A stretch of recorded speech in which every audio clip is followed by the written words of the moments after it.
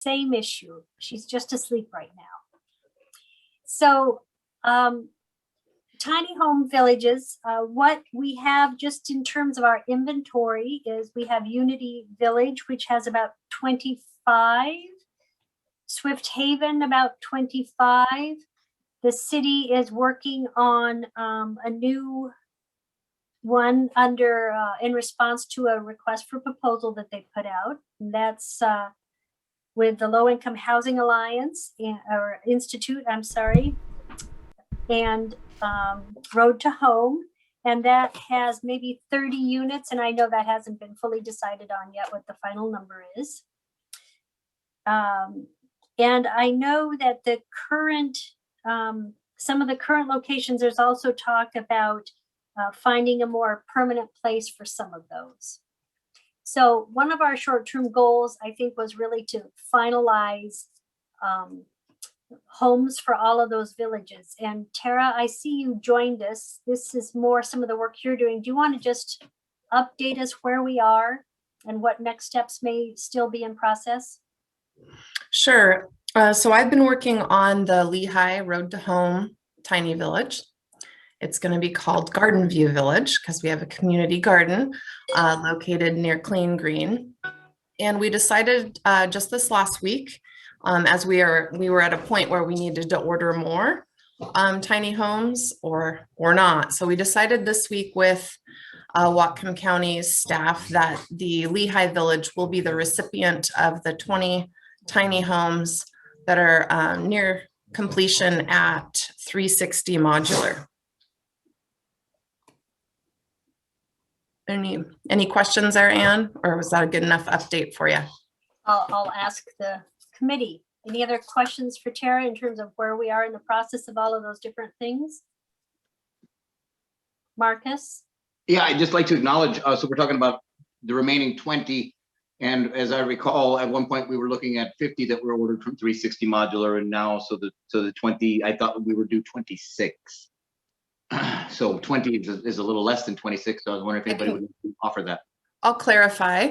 So the first batch of 25 that went to Swift Haven were 8x8 units. And when we started working with, and they've received those, and we started working with LIHI, who operates about 13 or so of these villages throughout the state of Washington, they felt like for their needs and for the most flexibility and for our weather, that those units needed to be at a minimum of 8x12. So what had happened is 360 modular was already under construction with a few of them, and they continued that construction, which left 20 unbuilt of the additional 25 that the county was buying. So the 8x8s though, one of those is going to HomesNOW. It'll be used for storage. And the rest of those will come to the Gardenview tiny home village and be used for storage or other things that the village needs. It won't be used for sleeping quarters. And then LIHI and Road2Home with volunteers are going to build the rest of the tiny homes that are needed for the Gardenview village. Okay, so we'll take 20 from the county. Thank you very much. And then another up to 15 or so will be manufactured utilizing community volunteers. So sounds like if we add all this up, we're looking at around 80 or more tiny homes. Is that, did I do my math right? 25, 25, and 35 perhaps? No. Okay, do you mind doing the addition for me? Yeah, so you might be including the one that was existing, and if that's the case, then you're right. Then you're right. Okay. Yeah, the one Fairhaven, Swift Haven, and now the Clean Green site, or what we're referring to as Gardenview. Thanks. Yes. Okay, good. It's just important for us to know the community, so when we're asked, we can give a good number. Michael Shepard. Yeah, can somebody speak to the process of how do individuals qualify, or where do they source from to get into the Gardenview tiny home village? I can help answer that. When we partner and contract with agencies in our community, many of them are on the screen today. We utilize, and Terry's sitting here today, we use our homeless services center to help make referrals. So that's going to be, there's going to be a strong partnership between LIHI and Road2Home and the homeless service center. When they go into the village, people, they're still considered homeless. So the emphasis of this village with LIHI, and LIHI has a very high success rate at getting people from tiny homes and into housing. They have a 57% success rate, which is actually pretty great. So then people come into the village, they will have a case manager. That case manager is going to be hired by Road2Home, and their job is going to be to get those individuals or couples from our tiny home village and into housing. And we do use the homeless service center as our key there. Thank you. A quick follow-up. Is this considered a high, medium, or low barrier shelter opportunity? LIHI, this village will be staffed. And like I said, it will have a case manager. That we're going to have anywhere from 30 to 35 or so tiny homes. And the enrollment will depend on the needs of the population. So it's not going to be, I can't give you an exact answer, but with that full staffing and case management, they can accept higher needs individuals in our community than, say, HomesNOW is able to do, if that helps. That does. Yeah. Okay. Thank you. Good answer. All right. Is that a hand up, Marcus? Yes, it is. Okay. And I just thank you for clarifying that stuff with Road2Home. Good luck to them on that. I just wanted to also, as Ann was pointing out, for the sake of trying to figure out the numbers, just to be clear, I think that Swift Haven before had 24 units in it. The 25th never got delivered, but maybe it has been, and I haven't done the count recently. So, there's that, and I just thought make note of that. And then also I heard, I'm sorry, Terry, you were saying that there are two of the 8x8 units will be storage facilities in different locations. Is it two of them? Is that correct? There's going to be, I think, 5 or 6, but my understanding is HomesNOW has all 25 of theirs. We actually also are supplying additional building materials for them to buy a couple more units for Fairhaven to get them, Rick, I'm looking at you, to get them up to 25. And then HomesNOW is going to take one of those 8x8s that the county purchased for storage, and the rest of them are going to go to LIHI for storage or laundry facilities. We're still working out the details on that village. Tara is correct. We amended the approval to allow for 2 more units at Unity Village. And just to correct our discussion, there are only 17 residents currently at Unity Village.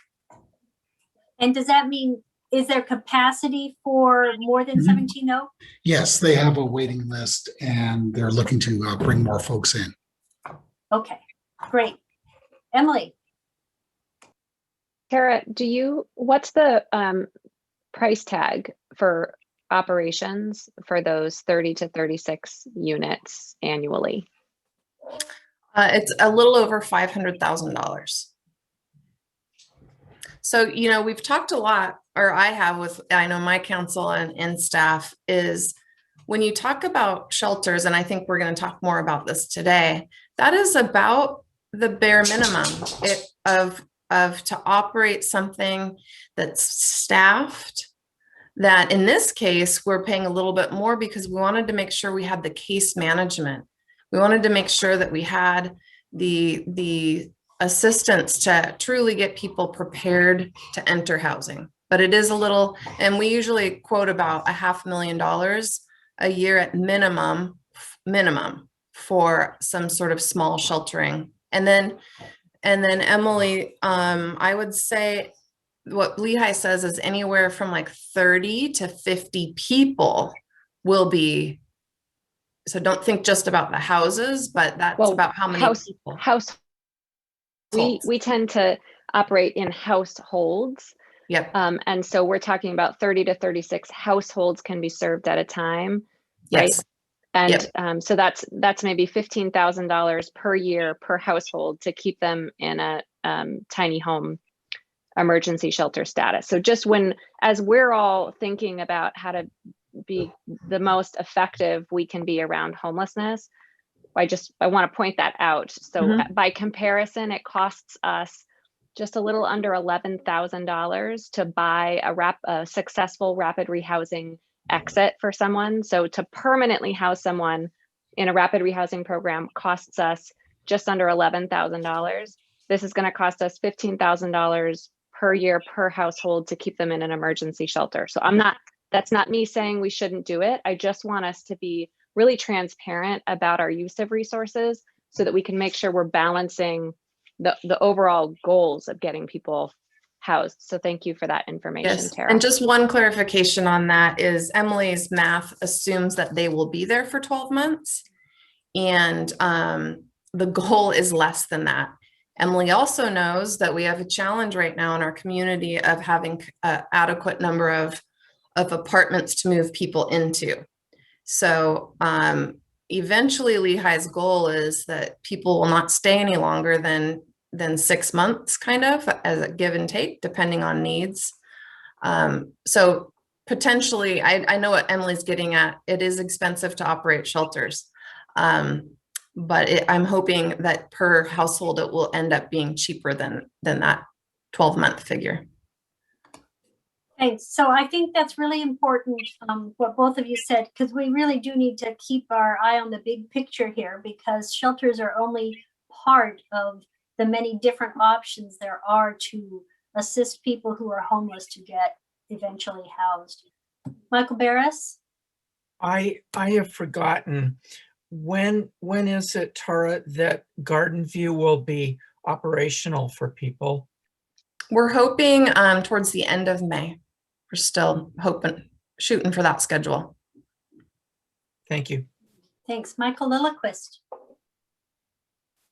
was wondering if we could kind of confirm the demographics of the people who will be going to Road to Home, the people who are currently served at Unity Village and Swift Haven. And the reason why I do this is I'm trying to figure out the demographics of who isn't then well served and maybe remains to be served. And Hans, I'm not leaving out the drop-in center, but that's a congregant facility that again meets certain demographics better than others. So can I confirm the Road to Home? Can I just confirm what the demographic will be for those existing tiny home villages and the one that's coming online? We are still working that out. I know Road to Home and LIHI are having more conversation about that. So I don't want to pin anything down, but we have talked about a bit of an emphasis on seniors as we've seen that population, unfortunately, demographic living in vehicles. So we've talked about that, but what's really important is that we don't, for these types of shelters where it's not a DV/SAS shelter or a Sun or a Northwest Youth Services where it's really got to be specific, we're not going to pin anything down, because for those that have been in this field for a long time, those needs they shift year to year.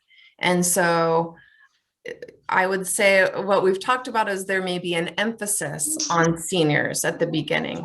But Michael, what I'd like to do though, and this will come up later, is actually rather than just having this Q&A during a homeless strategies work group, have staff come back and list out all of the shelters for you guys. I don't know if you've ever seen them all in one spot, what the demographic is, how many people we can serve in each facility, and just kind of get a handle on the the supply that we have, and then we can talk a little bit about needs and then look where the gaps are. But I would rather not do that just on the fly right now. And so Tara, hold that thought. Okay. So that we actually get to that, because that'll be really critical. And I do think what's important here is that we're talking, this committee reports and makes recommendations to the county council. So we're talking about things that government can do, right? And so when we're talking about a 24/7 staffed operation, we certainly are looking at low barrier programs.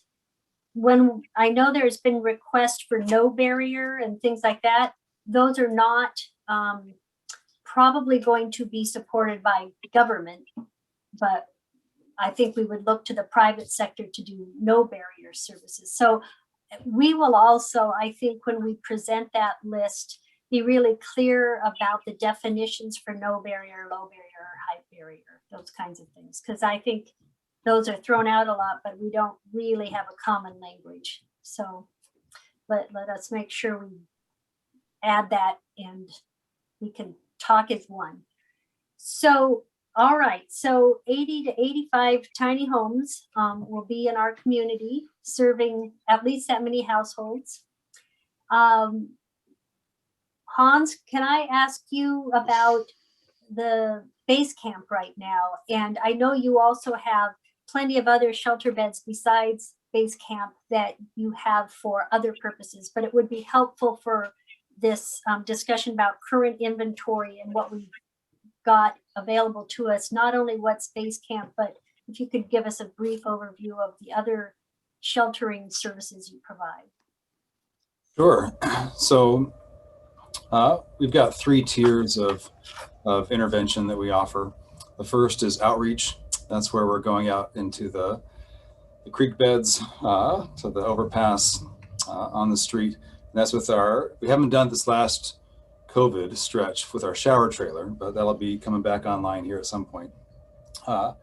We have our Street Connect van that goes out. We've got a new program coming online soon called Joyriders, which is electric scooters with backpacks full of pressurized insulated coffee as hospitality to downtown Bellingham, with the purpose of no strings attached engagement with folks that might be homeless on the streets and the invitation into base camp. We've got I'll mention it here, we've got a laundry trailer coming online here soon too, to be able to do laundry out encampments and whatnot. That'll be probably in the next 6 months or so. Someone's building that for us. And our base camp falls into that tier as well, as in terms of outreach. It's meant to be a temporary basic needs being met, landing pad for folks to be able to get all everything they need together, to get their team together to start the long ascent out of homelessness. And that particular facility, you're all mostly aware of that.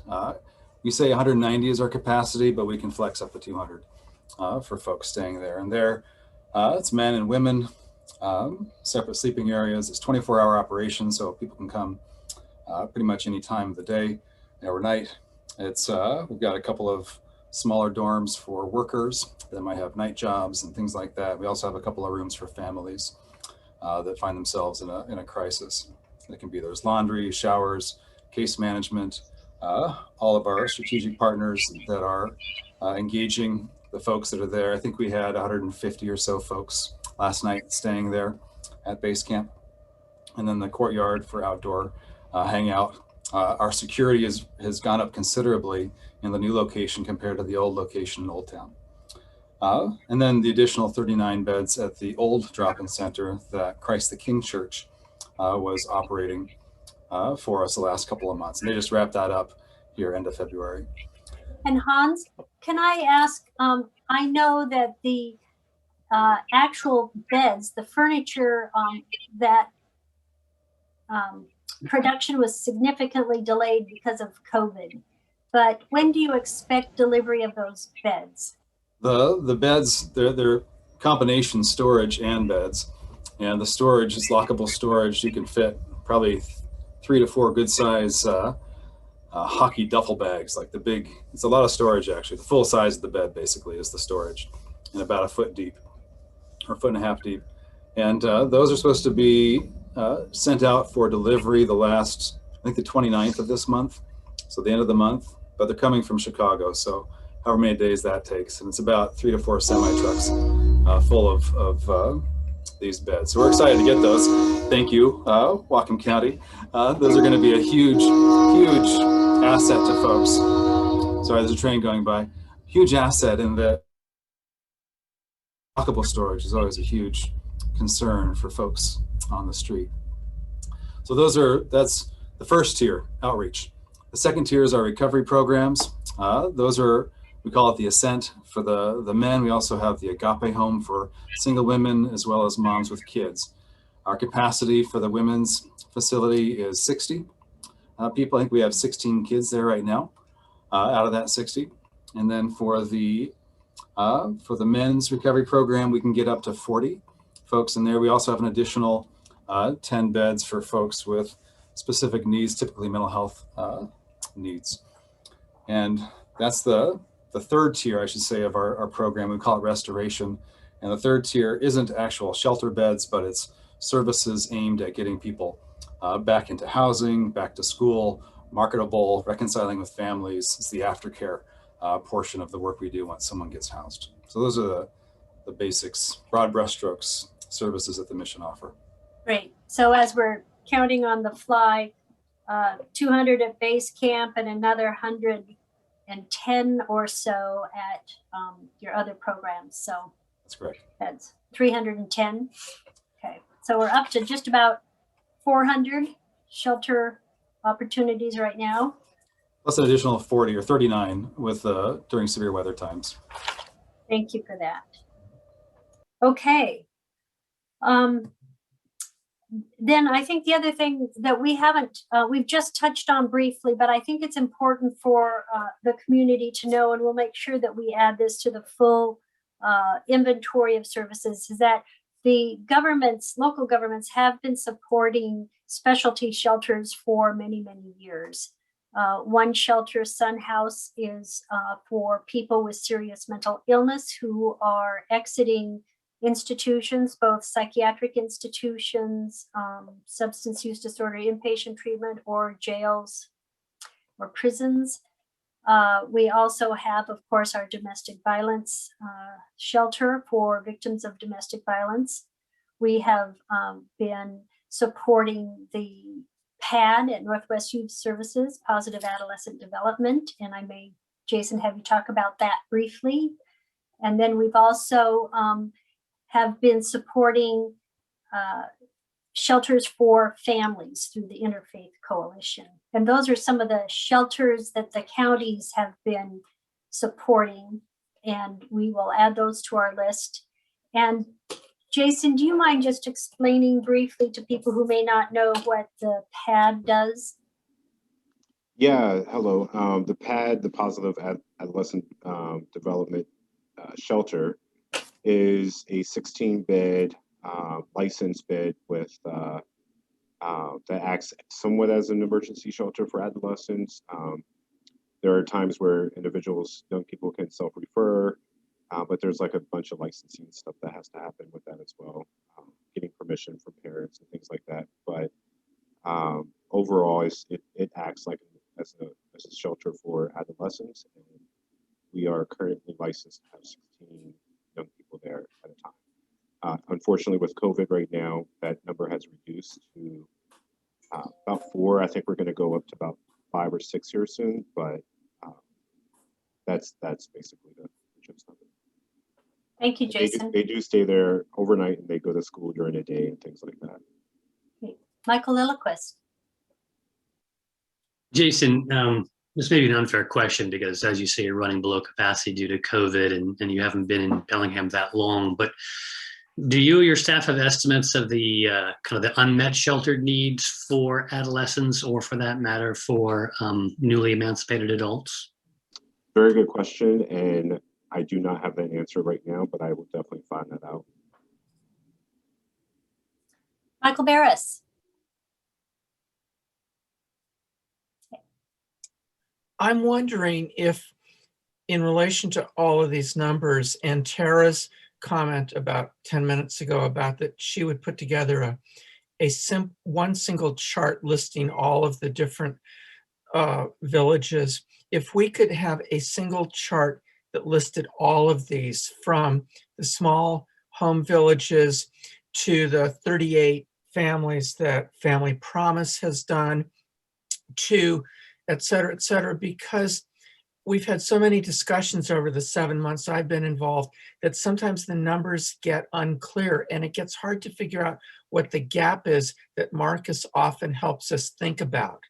So I'm wondering if we could do one. It doesn't need to be a super complex description of it all in one place. And then we know what we're really struggling against.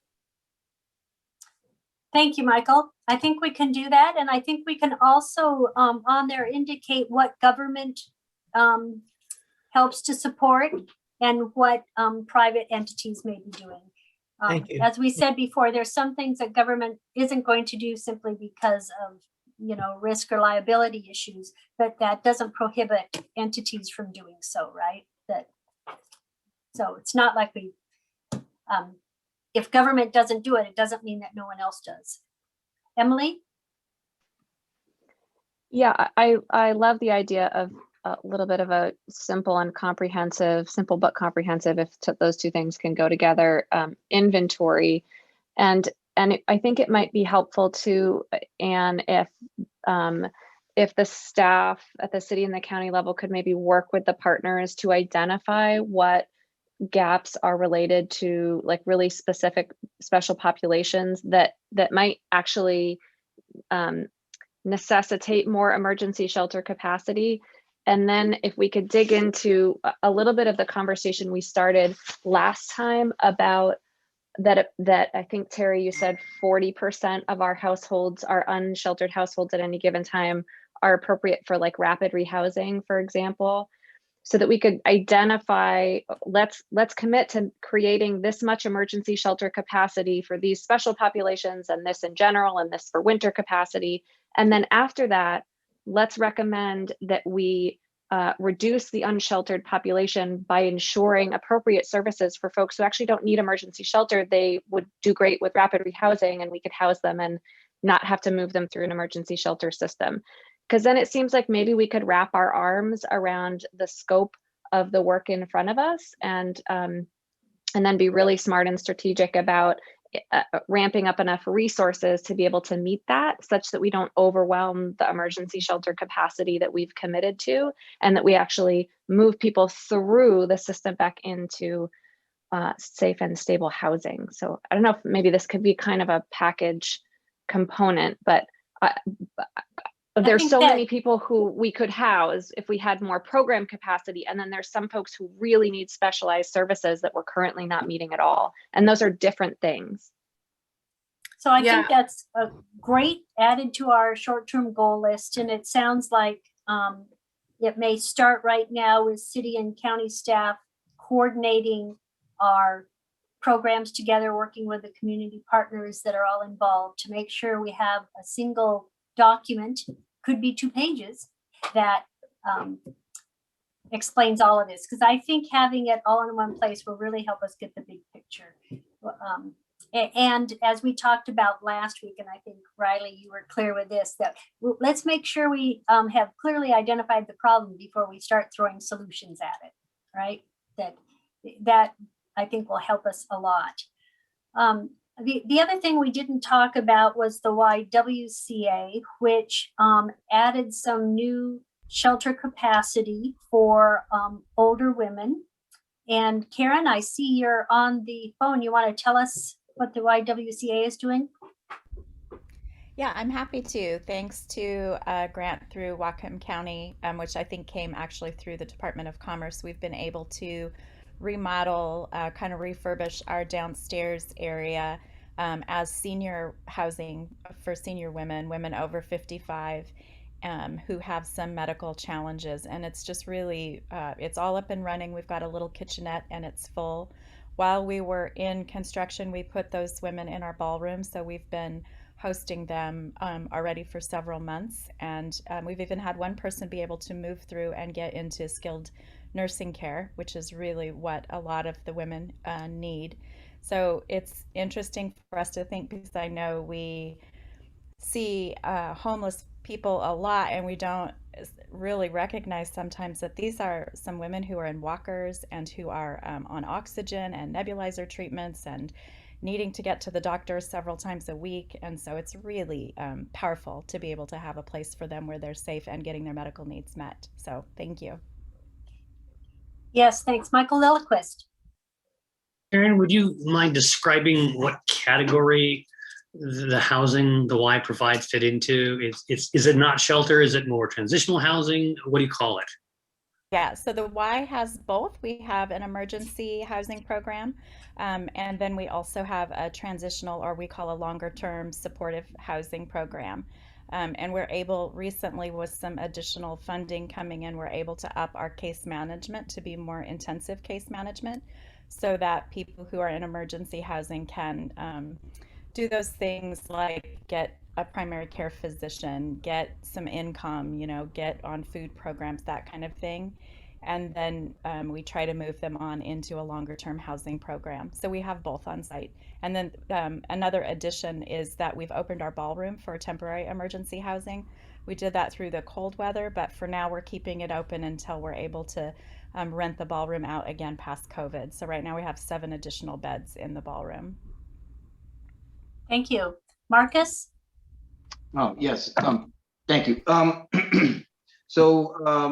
Yeah, I want to jump back to what Emily was talking about, actually, rapid rehousing being one of the priorities and stuff like that. And I couldn't agree more with that. I think, as I recall, there was some sort of a failure rate also with rapid rehousing. People couldn't quite reach the levels they needed to in the short time.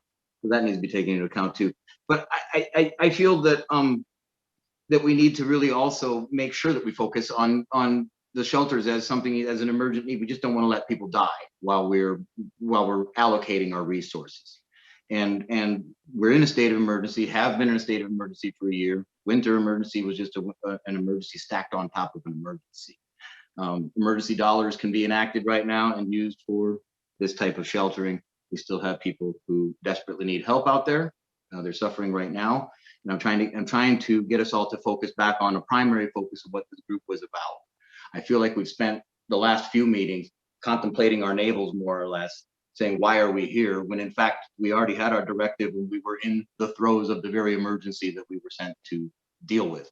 So I'm hoping we can still refocus on this. We're in an emergency. Emergency shelters is a word that needs to be current until we're out of the emergency. And of course, the after services are very important, very important. But we have emergency dollars that are available for us to deal with this sort of thing right now. We should take advantage of those dollars and buy shelters that we know that we can own and manage in the future. You've heard it all before, and that's in my proposals. And please, just hear that. That's why we're here. That's why I joined. Thank you.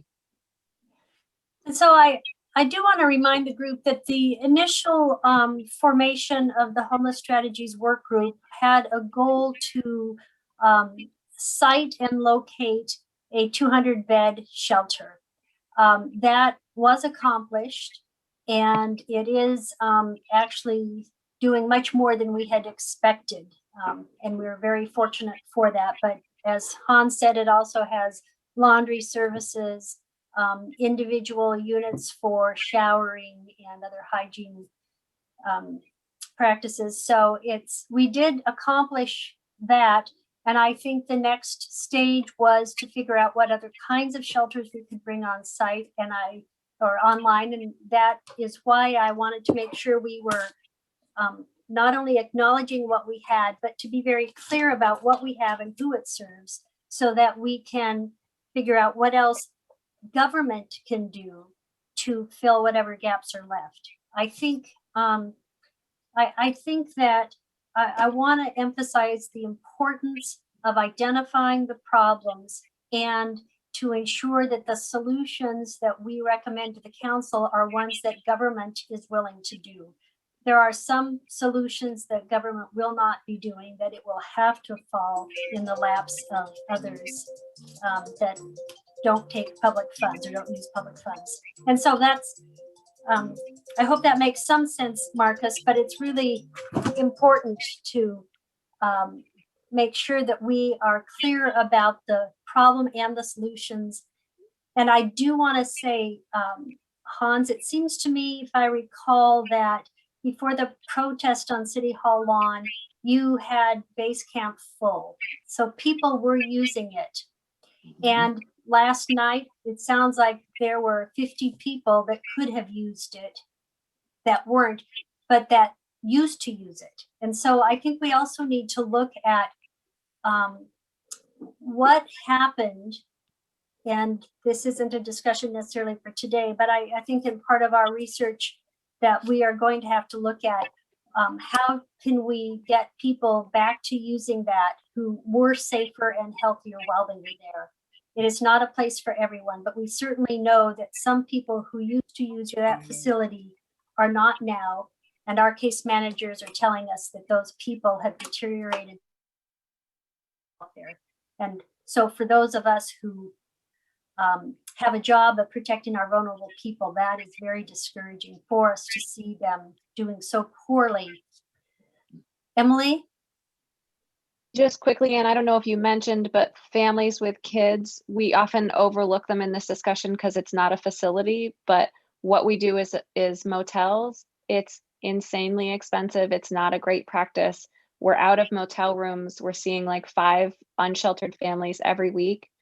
And we're out of money. So the last conversation as of this week was that if we don't have additional resources, we as a system will need to start turning away those unsheltered children and their families like next week. So I know we don't talk about it a lot, but we're talking about not being able to serve children. And we can't forget that that's like literally next week. So anyway.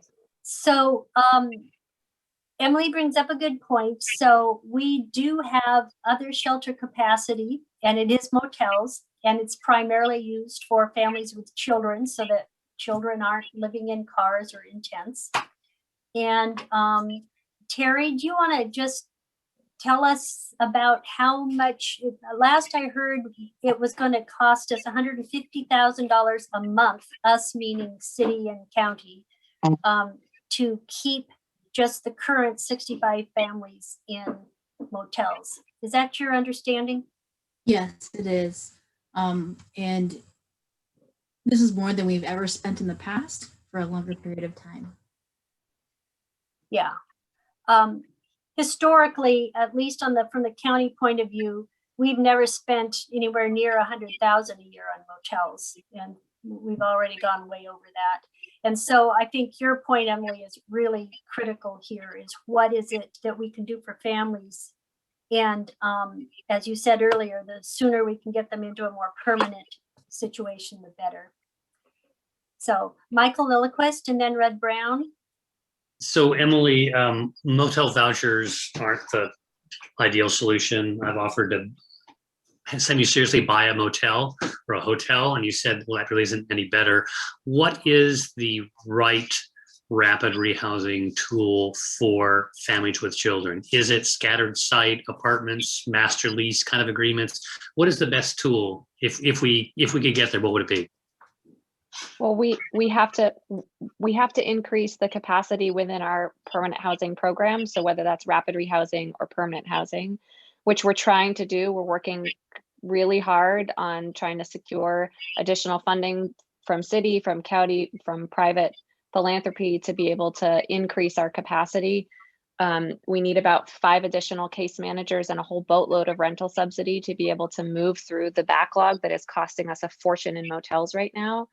And so that we have to clear that backlog. There are families, just like there are singles who are unsheltered, who could be successful in a rapid rehousing intervention. We haven't invested in the rapid rehousing intervention. We shouldn't need to build and sustain emergency shelter for households who are best served with rapid rehousing. That's not smart policy as a community. But that's not to say that we won't need emergency shelter. That we're going to need emergency shelter. So we have to figure out, like, what is that reasonable capacity? How do we sustain that And then how do we make sure we make the investments, both in the response side, rapid rehousing, permanent supportive housing, the medical needs that Karen is talking about for our elderly, more vulnerable, high need households. But then how do we do the prevention on the front end so that today's children don't become tomorrow's, on the sidewalk people that we're trying to respond to here. So we have to come at it from all sides.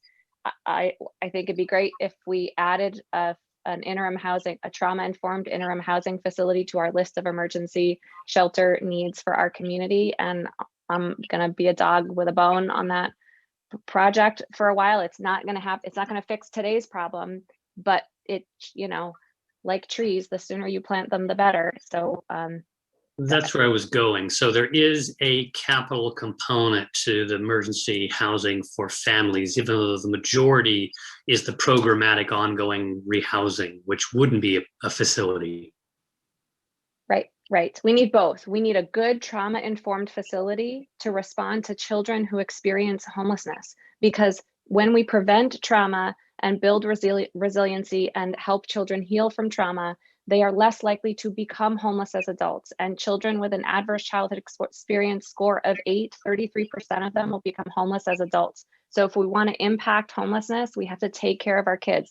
If we want to impact criminal justice and healthcare expenses, we got to take care of our kids, right? It's the same concept. We got to be able to do both things at the same time. So a trauma-informed facility would be a really great way for our community to address the families who we know there will always be some number who fall into crisis and need some support. Let's do a really good job when we provide support to folks, as opposed to just sort of looking at, do you have a roof over your head or not? We know we're going to serve you in one of our systems down the road. So roof over your head should not be the end all be all outcome, right? We should be looking at all of those social determinants of health and what the long-term pieces are. So I know I like this is our task as a committee, but let's just be super smart about how we do planning for the community so that it impacts decades of positive results for us. Are there models and examples to follow for that kind of trauma-informed facility? Yes. Thank you. Thank you. Rudd? Yeah, and to your early sort of comment about what the council would support, I'd perhaps, if I can provide some background on what I would support and what I believe my constituents want me to support, is I think our priority absolutely has to be for children. I think our priority absolutely has to be for families. And then our third priority is for adults that can be housed or accommodated in a way that doesn't put other residents or staff at risk. I think one of the perhaps one of the most counterproductive things that has happened in the community recently is the demands that we provide no barrier shelter for people who pose a threat to staff, pose a threat to others, or are unable to live in a facility without significantly damaging that facility. So I say this now because it's something I will continue to say, and it's probably the way I'm going to vote pretty consistently. And I hope that's our priority, is focusing on the first group. If for no other reason than, frankly, they're the most economical group for us to do. We can do the most for the most amount of people with the least amount of resources by focusing on children, families, and those that will interact well with others. Thank you, Rudd. And I think it's really helpful to remind us that what we recommend to the council has to be something reasonable that they would actually consider. And so your point is well taken. Tara, and then Marcus. Well, I was just going to say, I don't know if you have other things on the agenda, but like I said at the beginning of the meeting, I'm going to be putting this inventory together with your staff. We're going to look at what we have. Those motels are going to be on that list because that is our shelter for family. And we are not being very successful right now as a community on that front. That's going to be on there. But I think it would be a better discussion if we had all of the facts instead of brainstorming it out again and again per meeting.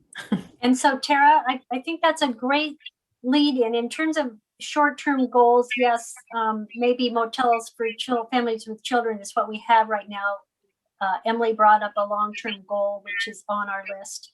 And I think that you are right. There is work to be done behind the scenes that we need to bring facts and figures to this committee so that we can make some very clear recommendations to county council, and staff can do that. And I will obviously step up and work with you and your staff to put that together over the next few weeks.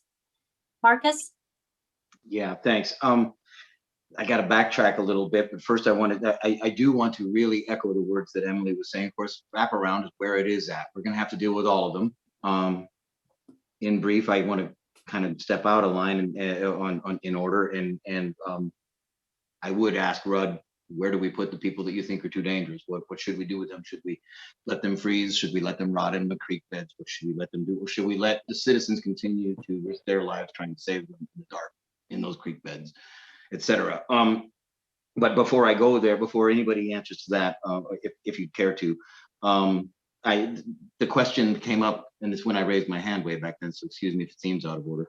The question came up as to why base camp has been experiencing much less numbers. Clearly, if you go back in history, I know that I've heard it talked about here a lot in the last few meetings. And what I've heard is that everybody just didn't want to follow the rules, and that it was one big party down at Camp 210. But in fact, I can tell you, and you guys can choose to hear me or not, I am a county appointed position. I am your advisor, and I was the point of contact for the health department, the sole point of contact for the health department to Camp 210 until December 20th.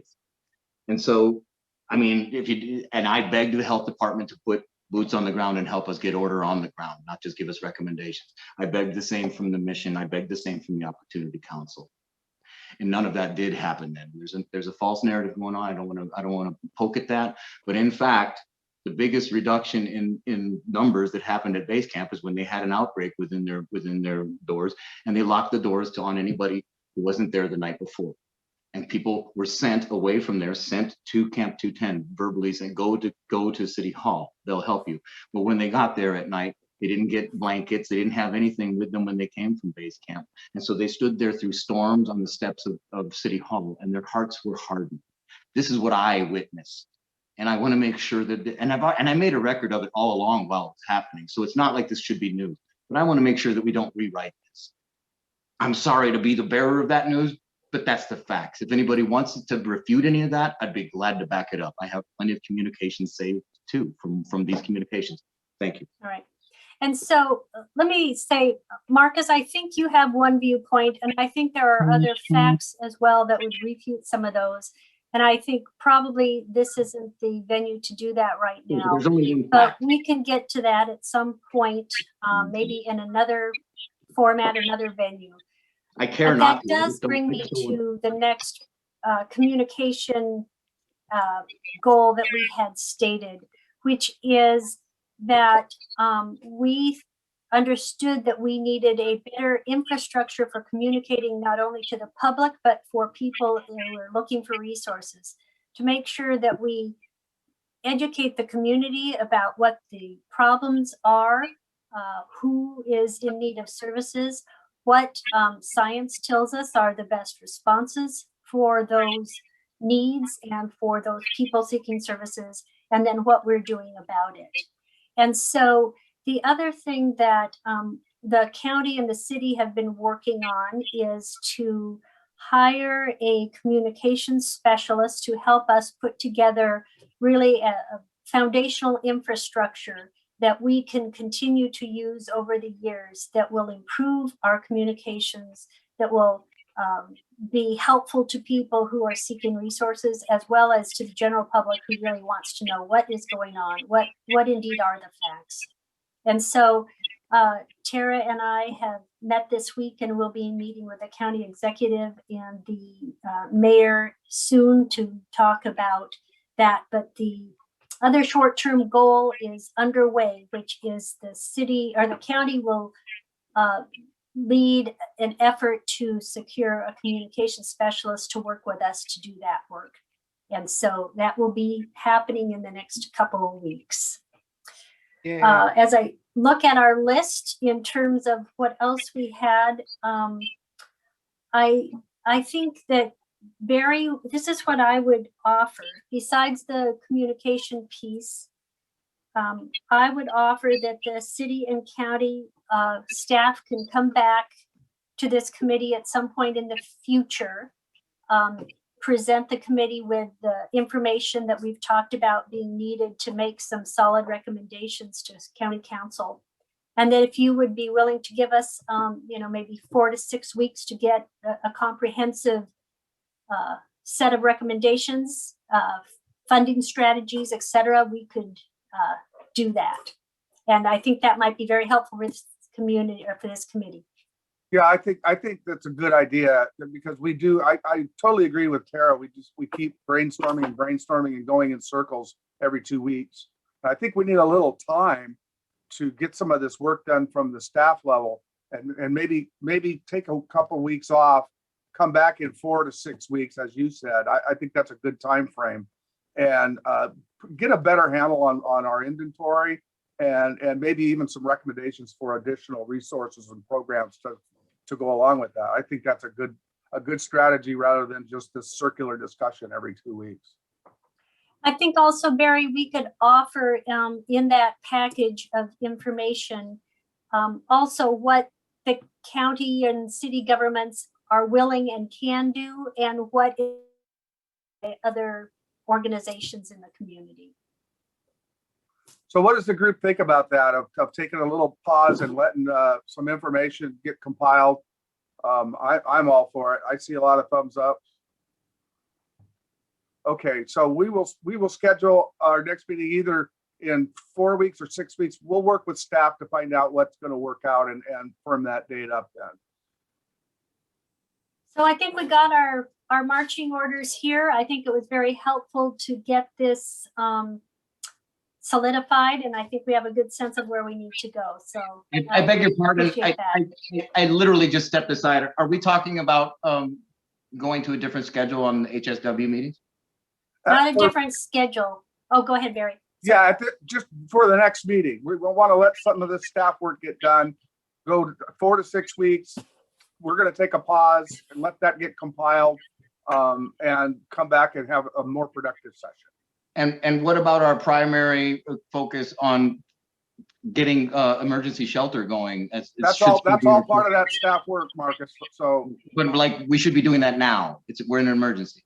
Okay, everybody, go ahead, Ann. I'm just going to say, Marcus, I think we just went over all the opportunities we have, and also documented some of the vacancies we have. So for us to create solutions without clearly identifying the gaps, I would just not recommend that. It's not, the county will not be they're not going to, let me say, the county council is going to respond to, facts and figures and science, and we don't have that to give them just from talking amongst ourselves.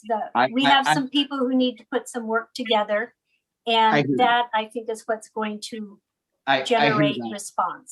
I hear that. Thank you. And I officially protest, and I move for we stay with our schedule. Would anybody like to back me up on that, this group, really? Can I make a comment? One moment. We have a motion on the floor. Do we have a second?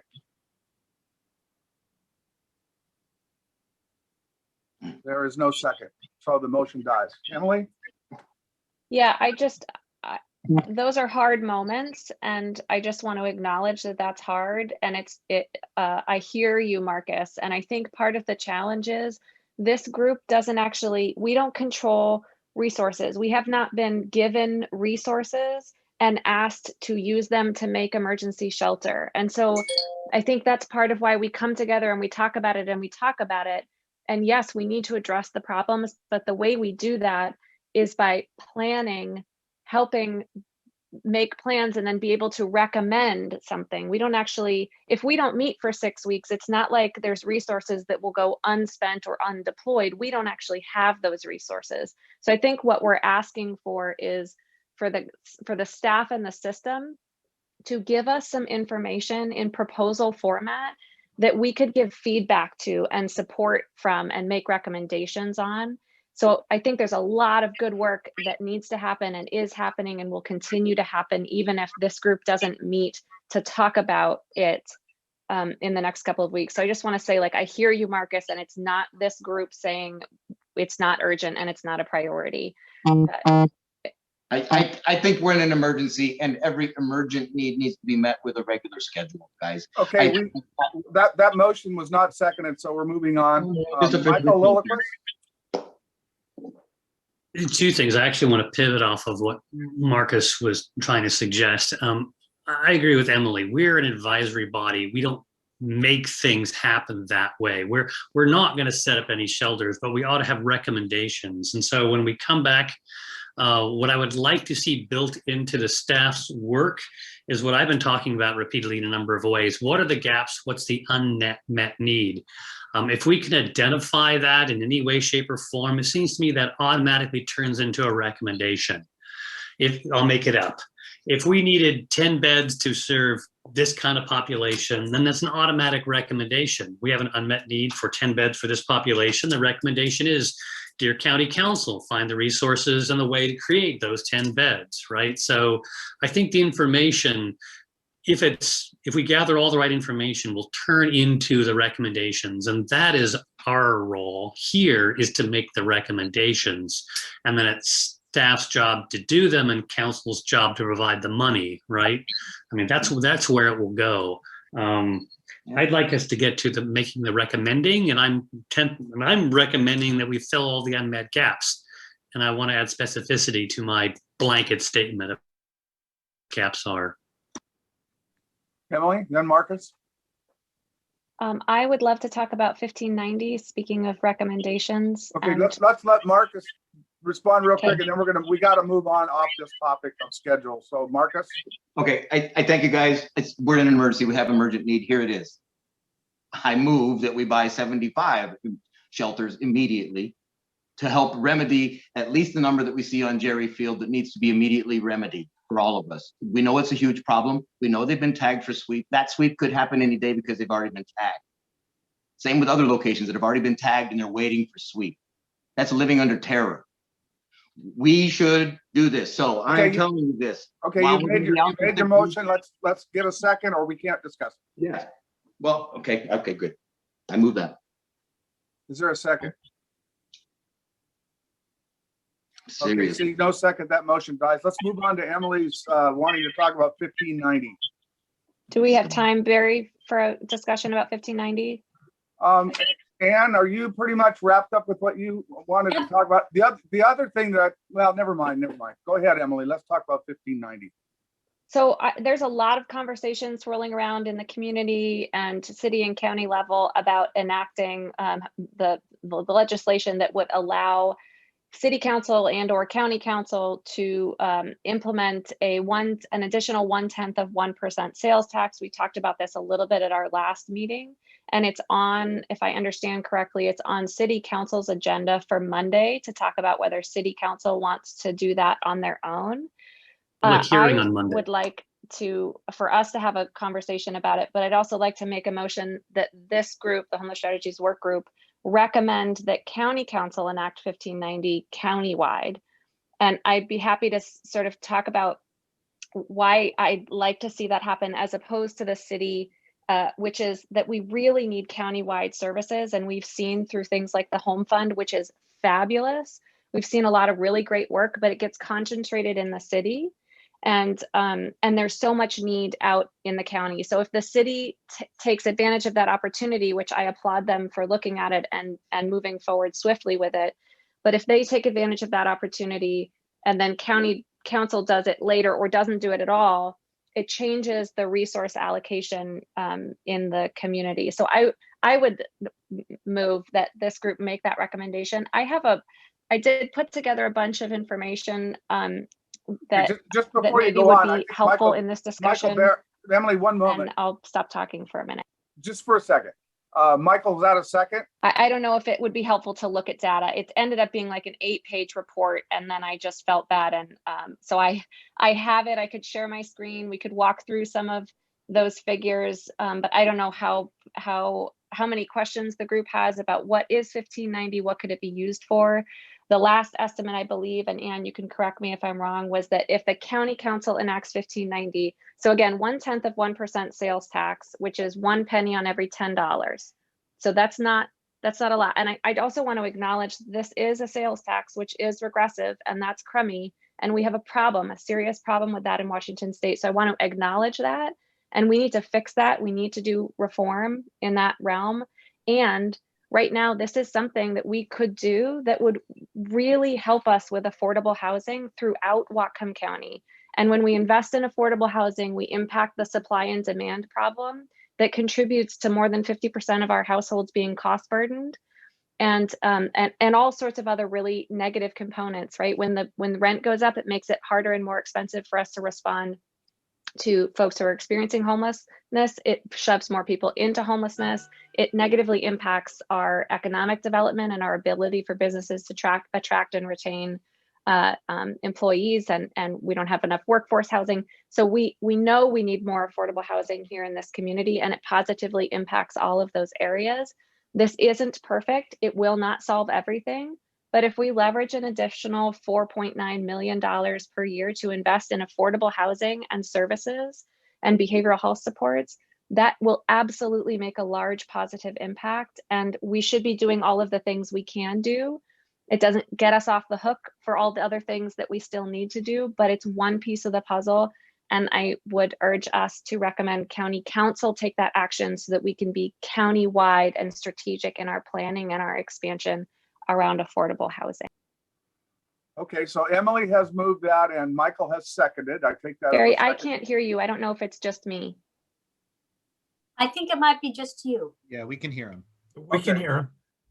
Hello, test 1, 2, Emily. Can you hear anyone? Emily? Hello, Emily. Emily, you can't hear anybody? No, I can't hear Ann or Barry. Or me? Okay. Well, she's figuring that out. And Barry's correct. I'm seconding all the reasons that Emily listed. So Riley, you had your hand up. Yes. So a couple of points. First of all, enthusiastically support the recommendation of the County Council doing the HB 1590. We need resources invested in affordable housing out in the county. It is getting brutal out there with soaring property rates. People who have lived in these communities for generations are getting squeezed out of their homes and are just simply unable to stay in the communities where they were raised and loved. Independently from that, the city of Ferndale is moving forward with our own affordable housing levy. It's a property tax levy. It's the current proposal is 35 cents per thousand of assessed value, and it was modeled after the Bellingham Home Fund. So the Ferndale City Council is considering that. It will be for Ferndale specific projects, only apply to people in the city of Ferndale, and it's a whole separate state law, so it doesn't get all entangled or affect the levy limits with 1590. So I just want everyone to know that when we're talking about the County Council affordable housing measures and the Ferndale affordable housing measures, they are separate and completely, I mean, we'll probably end up all chipping into the same projects, but separate processes. So just wanted to mention that, enthusiastically support the idea. Other discussion on the motion? Terry, and then Michael, then Rudd. Excuse me, I also support the motion. I just want to mention that what we see in housing applications is that Bellingham's homelessness problem is Whatcom County's homelessness problem. People necessarily relocate to be near resources. So I think this is a great idea. Okay. Let's see, who did I have next? Michael and then Rudd. So I recently had a conversation with the county executive on what it would mean if the city went first, or if we allow the county to go first, or how the two jurisdictions, even if they didn't act simultaneously, could nonetheless pool and coordinate. The city of Issaquah actually enacted the 1/10 sales tax increase, but they put in a proviso that their increase would go away, would automatically terminate if King County went ahead and levied the 1/10. So they created a way of getting out of the way of a unified county effort. There's another way, for example, we could just like interlocal agree to have two separate sources of funding, but we pool them for programmatic reasons. So I would hope that even if the city did act first, that it would still be a countywide coordinated effort with pooled resources and with a comprehensive countywide strategy rather than a Bellingham-centered strategy, ultimately, for the reasons that have been stated. Just want people to know that I think we can work out the conflict between the two jurisdictions, but the central question is how do we get to that countywide comprehensive approach, and is 1590 one of the ways to get there? Michael, do you have a sense of your colleagues? Do they feel the same way you do about pooling resources? I do not know. It would be a violation of the Public Meetings Act for me to figure that out. I'll be asking on Monday, no doubt. No, I mean just your sense. Your sense. I can't say. Gene's on the call. Maybe he has an opinion, but no, I can't tell you. Okay. Rudd. Well, Michael, you are allowed to channel your thoughts. You're just not allowed to talk to them. Look, the challenge is not whether I think the community would support the tax. The challenge is going to be how the tax is spent.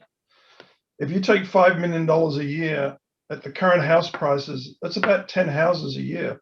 It's not going to fundamentally move the needle. In fact, what it'll probably do is just by creating further demand for the existing housing stock, it'll just push the price of all houses up. The challenge is going to be how do we find a way to use this money in a way that fundamentally increases the supply of housing beyond just using the money to buy 10 houses. And to me, that is in us using this money and perhaps with EDI money to fund the investment in utility infrastructure to allow the development of places like Kaitak, or a proposal for about 700 or 1,000 housing lots up near Blaine that also needs utility infrastructure. So that's the challenge, and that's hopefully where the city of Bellingham is going to go and say, let's use the money to remove the barriers to creating more housing, not just use it to subsidize existing housing. Emily, can you hear us now? Yes, sorry. So one of the things that I forgot to mention was that one of the great things that the housing levy, the home fund, has done in Bellingham is help leverage additional resources. And I think the last number I had was an average of $8 in for every housing levy dollar spent. So it's not just the money from it's not just the 1590 money itself. It's multiply that by 8 or sometimes 12 or even more in leveraging. So that average for the home fund was 8 to 1, which just means it helps us bring in a lot of other resources to the community that we wouldn't otherwise have, which isn't a counterpoint. It's just another good thing that some of these dollars can do for us.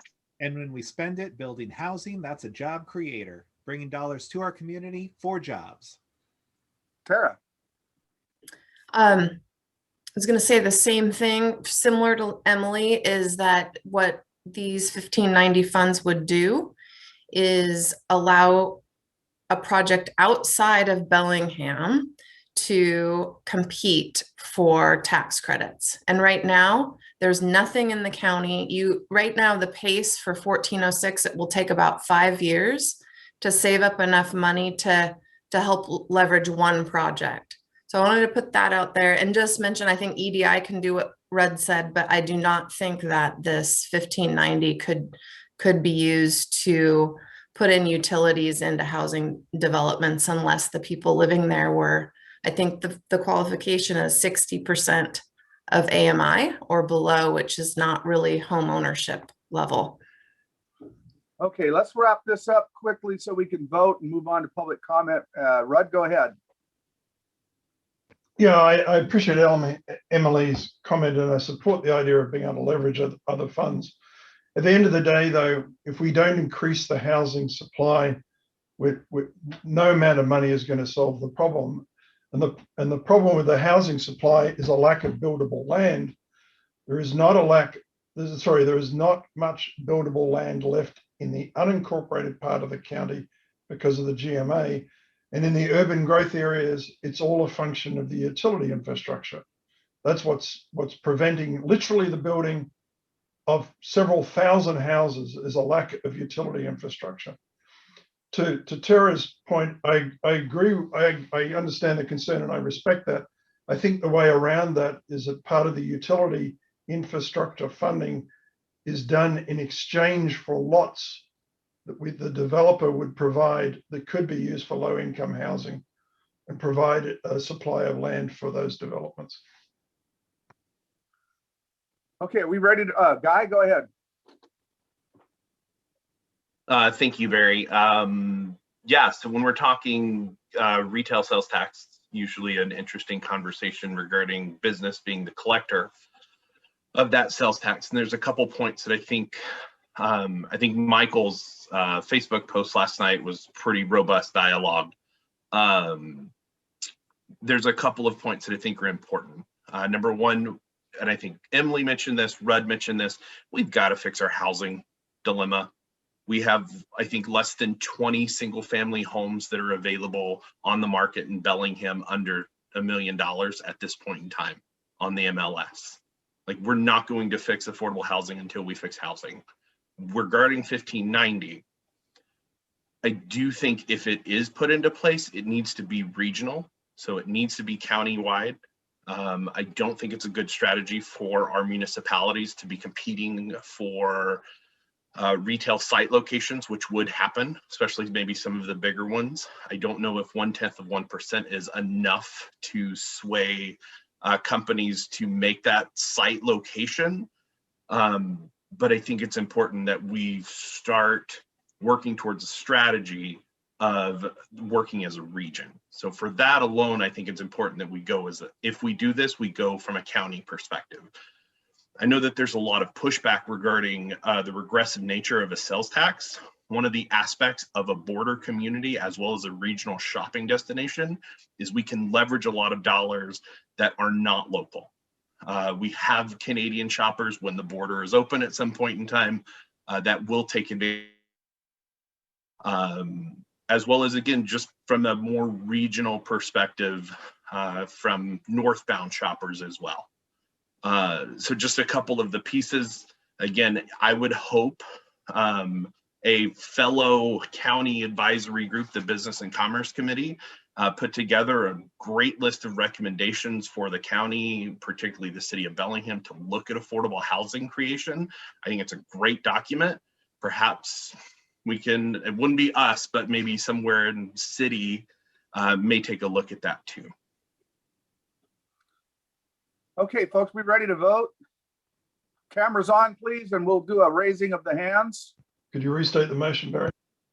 To recommend to the county council to take up a resolution on 1590 countywide. Details to follow, of course. So there's going to be a lot of planning have to take place, but this is just to give our go ahead. So Barry, Gene Knudsen says he can't turn his camera on. You'll need to find an alternate way to get his vote. He could just we'll let him vote first, and he could just yell it out.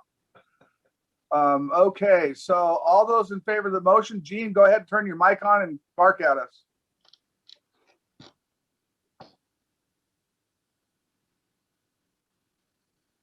We maybe lost Gene. Oh, he's raising his hand. I'll take that as a yes. So all in favor, please raise your hands. Okay, that motion passes. All right, let's get to public comment because we are out of time. So we're going to do 20 minutes of public comment and then we'll be out of here. So Kathy, would you please call the first speaker? If anyone would like to speak during the public comment period, please raise your hand virtually by clicking on the hand icon on your screen, or if you're joining by phone, you can dial *9. The first speaker is Doug Gustafson. Gustafson, followed by Caden Armani. Go ahead, Doug. Please state your full name for the record, and you have 3 minutes. Hey, this is Doug Gustafson from HomesNOW.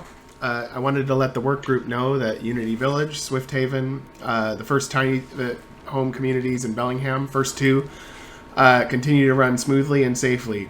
A big thank you to the city for allowing us to paint the units. Residents being able to paint their own units is one of those little things that's very important and creates a sense of ownership and uniqueness in each resident's unit, given the fact that they all have the same design. I also heard some discussions in the meeting today where HomesNOW was brought up in relation to, in comparison to the new tiny home village called Gardenview that will be managed by LIHI and Road2Home. I heard a figure that Gardenview will cost around $500,000 a year to operate, minimum. It may be true that Road2Home and LIHI might be able to help some people that HomesNOW might not be able to help. It's good to have multiple options so we can help everyone.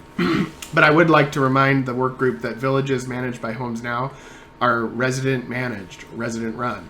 The people who live there manage their own village. We're all volunteer, nobody gets paid, and we represent the best bang for buck emergency housing option in Bellingham and Whatcom County.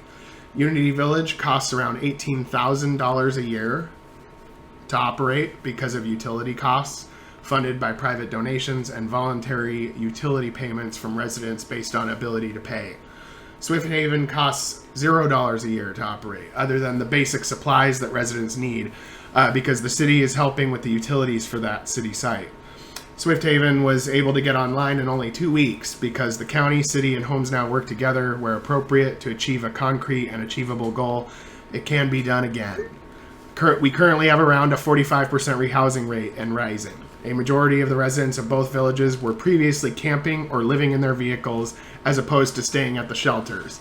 Campers tend to be more independent, and in general, our model allows them to keep their autonomy and work together with other residents to improve everybody's situation together while reducing the number of tents seen around the city as a result. When people find housing, they're going to need to be independent and work with others in the overall community. Similar atmosphere to what we have at the villages, in which not only do residents work together, but they can easily get linked up with services from other organizations who can provide in various areas where appropriate. We are open to the public. Our ability to scale up is only limited by having available land to set up on and residents from previous villages that want to help manage a new site. According to our current permits, residents can only become managers after they have been living with us for 6 months or more. HomesNOW, I'm almost done. HomesNOW is an emergency housing rather than emergency shelter. No matter how good the shelter is, a person will not be able to get out of survival mode. The rules to survive and thrive are totally different when you're in survival mode rather than being out of survival mode. If you want us to do more and faster, then identify some sites, make them available to us to get started is the fastest way to get there. I'd recommend that the county and other officials, or any other group too, I recommend the county and officials can identify sites so that HomesNOW or any other organization that wants to help can get up and running faster. Thanks. Thank Take it you. easy. Your time is up. Can we ask Doug a quick question? It has been brought up to me recently. No, you cannot you can't interface with public comment. Oh, okay. Well, there you go. The next speaker is Caden Armani. Go ahead, please, and state your full name for the record. You have 3 minutes. Hi, my name is Benish Armani. I actually would like to piggyback on what Doug said. He said it a lot better than I was going to say it, because the model for HomesNOW has been so successful and so cost effective. I just don't know why we don't take that model and replicate it in multiple sites. And from my understanding, HomesNOW is willing to operate additional sites. So when we decide to spend $500,000 for LIHI to come and operate a site for that much money, which of course, I realize that they are going to have a case manager, but I still can't see how we could spend that kind of money to operate a site. Whereas if we have multiple sites like what HomesNOW has, it's going to cost so much less, and we will be able to help a lot more people. And definitely Marcus would be happy because some of the people at Camp 210 would be able to be part of that and get housed. Now, Andy can keep bringing up, you know, identifying the problems, identifying the gaps.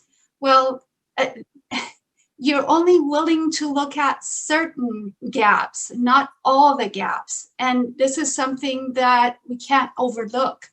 The people at Camp 210, not that I'm attached to Camp 210, but these are human beings and they have every right to be housed. So if we want to help humanity in our county, in our city, we have to help everyone, not just a certain population. Yes, families with children should come above everybody else, but it doesn't mean that the others don't count or shouldn't be housed. The money that we spend for motel vouchers, $150,000 to basically give them short-term housing at motels for 65 families. And as we know, these numbers are growing over time.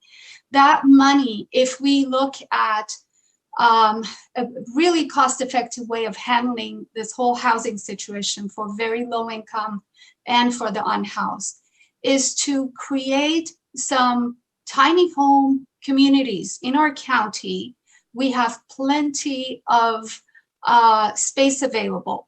And I'm sure there are sites that can be identified and put these tiny home communities together.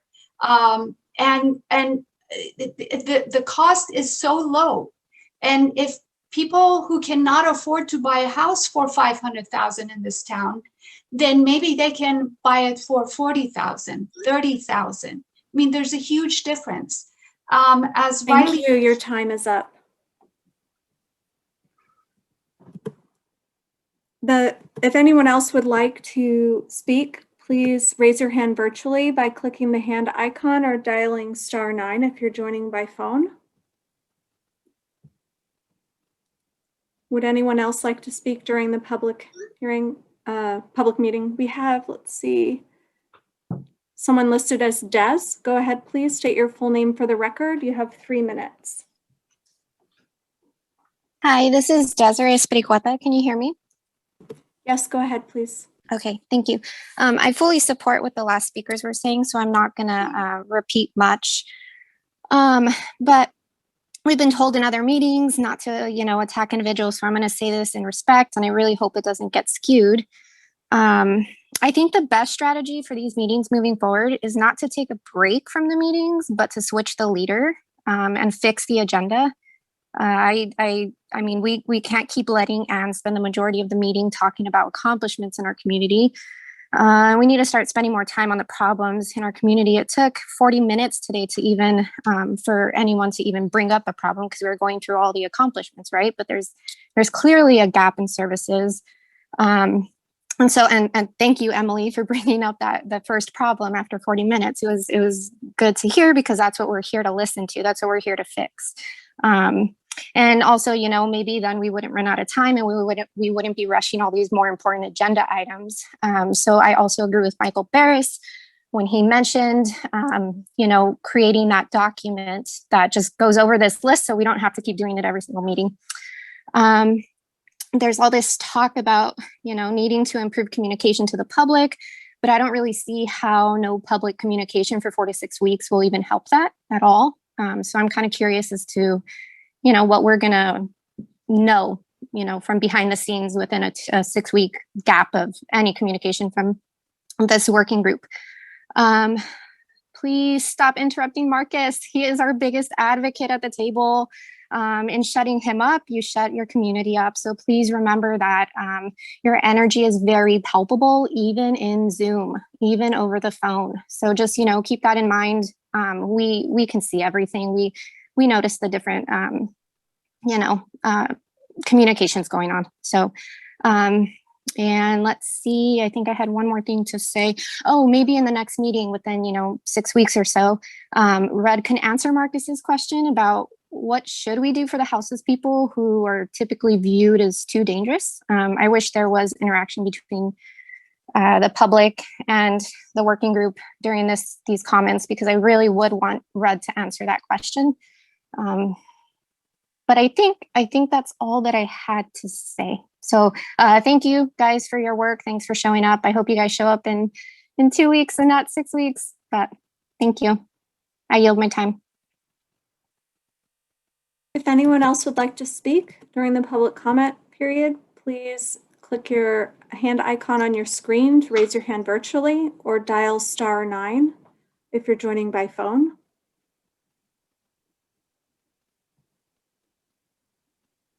Anyone else would like to speak? Councilmember Buchanan, there are no other hands raised at this time. Okay, we'll close the public comment section and we will adjourn the meeting. We will get the schedule out to you, and once staff gives us kind of an idea of how long they need, and we'll communicate with you then. So everybody have a great weekend, great few weeks. We'll see you. We're adjourned. Have a great vacation, everybody.